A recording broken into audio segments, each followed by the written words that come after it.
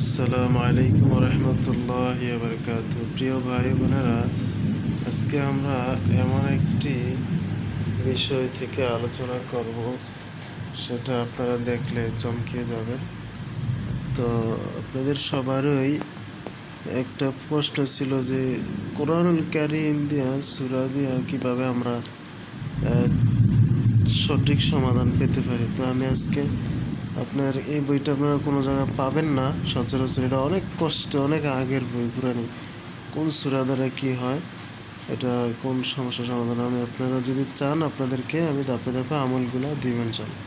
তা আসুন আজকে আমরা জানবো কোরআনের একটা ছোট্ট সূরার নকশা দিয়ে এবং এটা কীভাবে পড়লে কোন সমস্যার সমাধান হয়, তা আমি আজকে আপনাদেরকে জানাবো ইনশাআল্লাহ।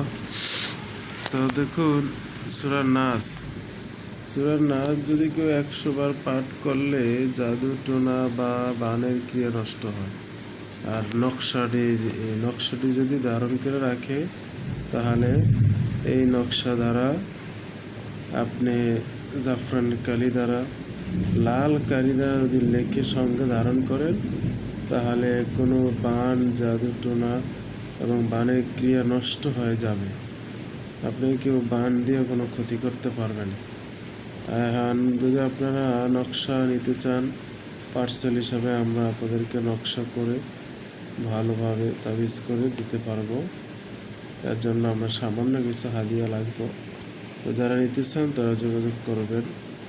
আর যারা নিজেরা করতে চান, ভালো একজন লোক দ্বারা, আমলদারি একজন লোক দ্বারা, নামাজি একজন মানুষ দ্বারা এই নকশাটা লেখাবেন, লিখিয়ে ব্যবহার করবেন।